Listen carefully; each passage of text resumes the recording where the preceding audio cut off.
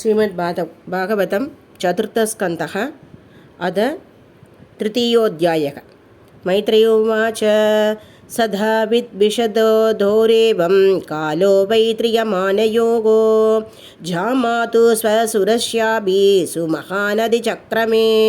यदाभिषिक्तो दक्षस्थो ब्रह्मणा परमेष्टिना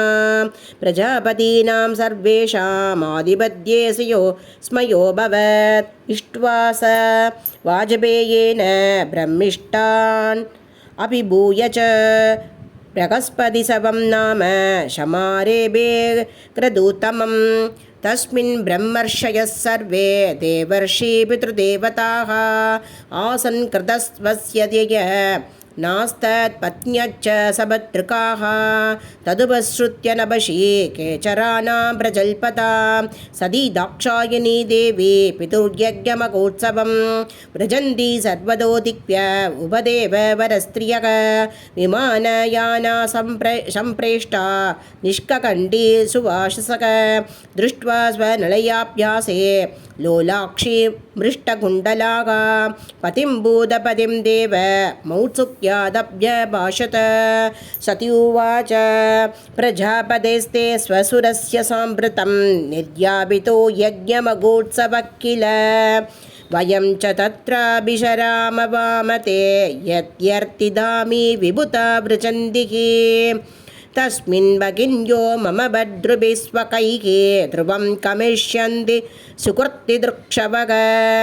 अहं च तस्मिन् भवताभिकामये सकोपनीतं परिबर्हमर्हितुं तत्र श्वश्रूर्मे ननु भद्रुसंहिता मातृश्वश्रू क्लिन्नदियं च मादरं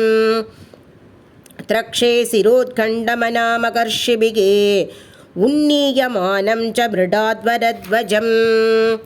ध्वय्ये तदाश्चर्यम् अजात्ममायया विनिर्मितं भाति गुणत्रयात्मकं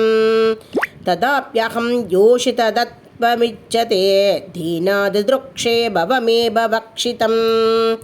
पश्य प्रयान्तीरभवान् ययोषितो अभ्यलङ्कृता गान्तशकावरूदशक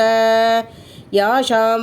व्रजत्पि शिधिकण्डमण्डितं नभो विमाने कलकंश पाण्डुभिः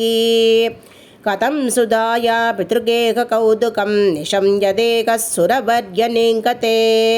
अनाकुता अभ्यभियन्ति सौकृतं भर्दुर्गुरोर्देहकृतच्च केदनं तन्मे प्रसीदेतं तमम् अर्थवाञ्छितं कर्तुं भवान् कारुणिको बदार्हति द्वया आत्मनोर्देहम् अधप्रचक्षुषा निरूपिता मानुकृकानयाचितः रुचिरुवाच एवं गिरित्रप्रियया बिभाषितः